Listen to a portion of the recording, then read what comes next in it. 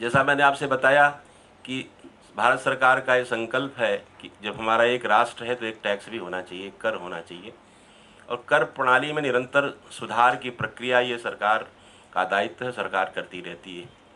इस कर में भी बहुत से कर ऐसे हैं जो समाहित हो जाएंगे, सब्ज्यूम हो जाएंगे। जैसे आप देखते हैं इनडायरेक्ट टैक्सेस में central excise tax, central excise duty है, सर्विस टैक्स है।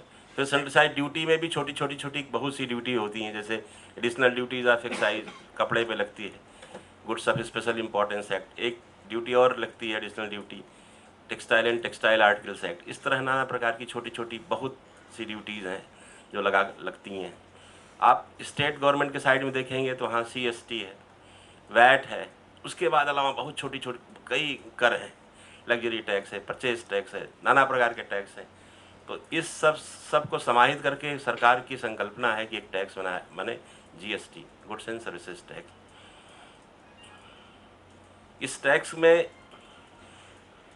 ट्रेड और इंडस्ट्री के हितों को ध्यान में रखकर कि जितना भी हो सकता था सब उन्होंने किया हुआ है। फिर ये तो प्रक्रिया है, निरंतर चलती रहेगी। अभी तो जो मॉडल GST लाया है उसके हिसाब से आपको जो पुराने रजिस्ट्रेशन है, सबसे पहली प्रक्रिया होती है कि हम ट्रेड एंड इंडस्ट्री में हम रजिस्ट्रेशन लें।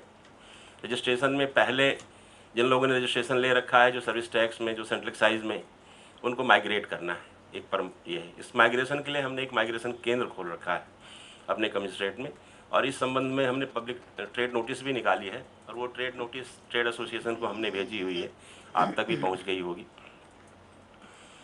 अगर आपको कोई भी सुविधा हो, किसी भी प्रकार की कोई कठिनाई हो, तो आप वहाँ हमारे माइग्रेशन सेवा केंद्र में आ सकते हैं। वहाँ पे अधिकारी हैं, वो आपको गाइड करेंगे, और वो मूलतः सचिन कुमार सिंह जी उसको हेड कर रहे हैं, तो ये इनकी अध्यक्षता में। तो वहाँ ऑफिसर्स भी हैं, और किसी प्रकार की कोई कठिनाई हो तो आप आएँ और आप उसका समाधान किया जाएगा।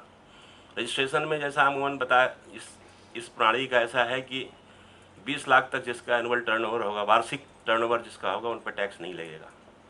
तो जब लेकिन विधान यह है कि 19 लाख तक जो आप क्रॉस कर जाएंगे तो आपको रजिस्ट्रेशन लेना पड़ेगा। आप जानते हैं कि देश हमारा बड़ा विविध है।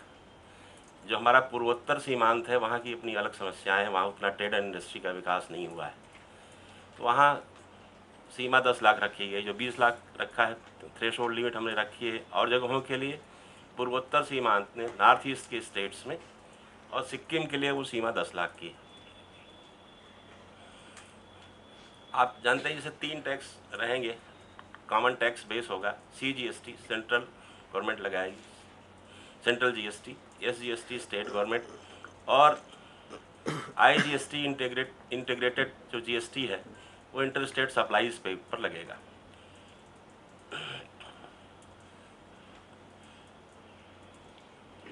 टैक्स का जहाँ तक सवाल है, आप जानते हैं कि हर सरकार जब टैक्स लगाती है तो टैक्स का एक ही स्वरूप नहीं होता। जैसे हमारे आवश्यक जीवन की जो आवश्यकताएं होती हैं उसके लिए टैक्स कम रहता है, आरामदायक आवश्यक जो चीज़ें होती हैं उस पर टैक्स थोड़ा ज़्यादा रहता है, जो विलासतापूर्ण चीज़ें होती हैं उस पर टैक्स सबसे ज़्यादा होता है, क्योंकि वो एक विशिष्ट तबका उसका वो करता है। तो उसी प्रकार से अभी तक के जो कर, लेकिन जो चीज़ें समझ में आई हैं कि 5%, 12%, 18% और 28% इस तरह के टैक्स का है विधान। लेकिन ये टैक्स का निर्धारण जो होगा वो सेंट्रल गवर्नमेंट और स्टेट गवर्नमेंट दोनों मिलकर के करेंगी। इनपुट टैक्स क्रेडिट का भी विधान रहेगा वही, जैसे आप CGS जैसे आप अभी लेते थे सेंट्रल एक्साइज की इनपुट टैक्स क्रेडिट, वैसे उसमें भी विधान है। जैसे आप सर्विस टैक्स की इनपुट सर्विसेज की क्रेडिट लेते हैं, वहाँ भी उसका विधान है। थोड़ा सा अंतर रहेगा, जैसे आप CGST जो है सेंट्रल GST की क्रेडिट, आप उसका उपयोग सेंट्रल GST के लिए कर सकते हैं, स्टेट GST का उपयोग उसी के लिए कर सकते हैं। IGST का उपयोग आप IGST के लिए करेंगे, बाद में आप क्रम से है, अगर बचा रहेगा तो फिर आप CGST और फिर स्टेट GST के लिए भी कर सकते हैं। ये सारी कानूनी प्रक्रिया अभी आपको सचिन कुमार सिंह जी डिप्टी कमिश्नर को स्लाइड के माध्यम से समझाएंगे विस्तार से। चूँकि ये सारी बातें वो समझाएंगे, इसमें विस्तार में मैं जाना नहीं चाहता, क्योंकि ये बीटे इसकी पुनरावृत्ति हो जाएगी, तो वो मैं नहीं करना चाहता। और उसके बाद हमारे नॉलेज पार्टनर्स आए हुए हैं, आपने देखा विद्वान लोग, सक्सेना जी हैं, सिंघी जी हैं और राणे जी हैं, ये भी अपनी बातें आपके सामने रखेंगे। और इन्हें हमने आमंत्रित किया है ताकि कोई शंका हो तो वो समाधान करेंगे। और इस सत्र के मूलतः 3 भाग रहेंगे। एक तो स्लाइड प्रेजेंटेशन करेंगे, फिर जो हमारे नॉलेज पार्टनर्स हैं वो भी अपने भावों की अभिव्यक्ति देते हैं, वो भी आपको बताएंगे जीएसटी के बारे में, और उसके बाद क्वेश्चन आंसर सेशन होगा।